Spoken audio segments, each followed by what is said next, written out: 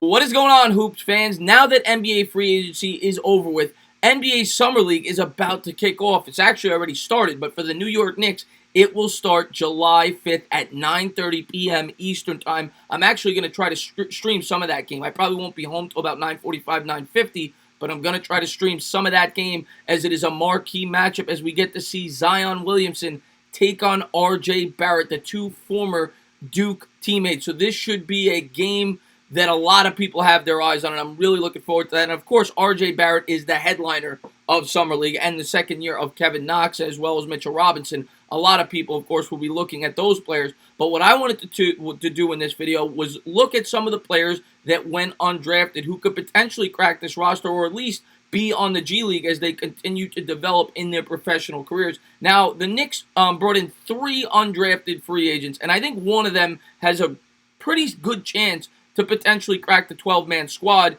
The other 2, not so much, but one of the other 2, I think, has a legitimate chance, if he can up his game in the G League, to be a pretty productive pro.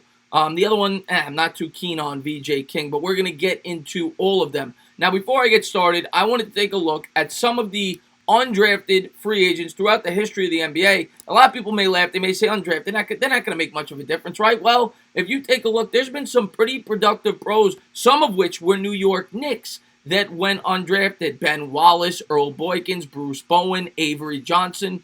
And then, of course, 2 former Knicks. I mean, Jeremy Lin brought this team some of the most excitement it's had in years out of Harvard.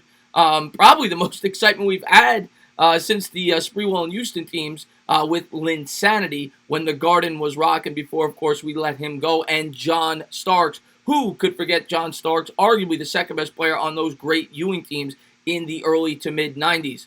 So I love John Starks. And then, of course, last year, Alonzo Trier out of Arizona was a very good acquisition by the New York Knicks. Had a very good rookie season going undrafted out of Arizona, in which he averaged 11 points and shot 45% from the field. He played so well that he got a $3.5 million extension as he continues to try to progress in his professional career. So maybe one of these guys could be an Alonzo Trier. Maybe one of these guys could be a diamond in the rough that could help this New York Knicks team this season. And we're going to start with the guy that I think, and most people think, has by far the best chance to be that impact player and to crack the 12-man squad, and that would be KRIS Wilkes out of UCLA. He stands at, well, some people say 6'7", some people say 6'8". Most sources, I said 6'8", 215 pounds. He could play both the 2 and the 3. Coming out of high school, this guy was very highly recruited. He was recruited by some of the best universities. Recruited by UCLA, which of course he attended, UConn, Illinois, Indiana, Arizona. I mean, you're talking about some powerhouses. And he was, like I said, a 5-star recruit. He's drawn comparisons to Harrison Barnes as well as Rudy Gay in terms of playing style. Now, don't expect them to be those players. Those guys, you know, are very, very good NBA players. If he ever turned out to be a Harrison Barnes, we'd be jumping through the roof. But, in terms of players that they compare his style to, those are the players.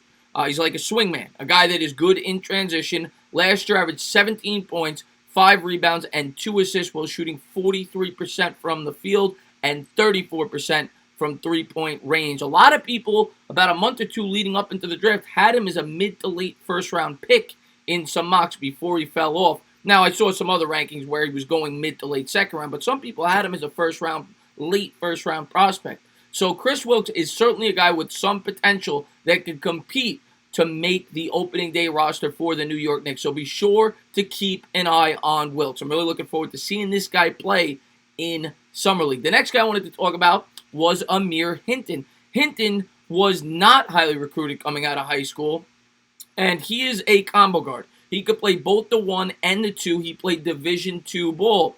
This last year, he transferred, and he won Division II Player of the Year as he put up almost 30 points a game for Shaw University and took home the honors. Now, the cons that people say about Hinton, well, one, of course, is lack of competition. He played Division II. There's not a lot of great Division II players that make it in the NBA, but there are some. So there's always an exception to the rule. He stands at 6'5", 190 pounds, and he projects as a combo guard.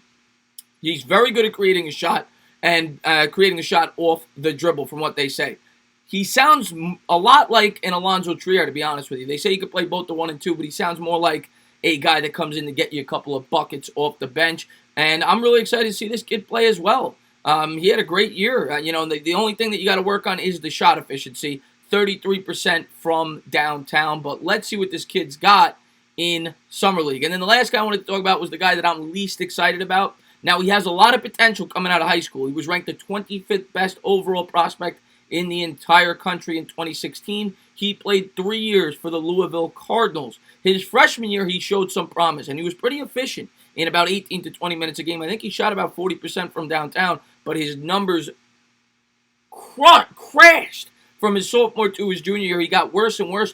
Last year, he didn't even average 14 minutes a game for the Cardinals, in which he shot 11% from downtown and 36 or 37% from the field. Now, this guy was drafted on pure potential, not on production. He only averaged 4 points and 3 rebounds last year for the Cardinals, and I don't expect much out of this guy. Now, what you read on the scouting reports from this guy, a lot of people think he could be a very good defender, but he needs to work on a lot of parts of his game. This guy is a flyer and a project at best. He will definitely be in the G League, but maybe one day, if he could hone his game, maybe he could be a guy that comes off the bench on an NBA roster. But those are the 3 guys, being in King, Hinton, and Wilkes. I think Wilkes is the guy most people are excited about and the guy that could potentially contend to crack the roster. The other 2, I think it's a long shot, but I'm really excited to see all 3 of them play, as Summer League will get underway in just 3 short days. I'm excited to see what you guys think about these prospects.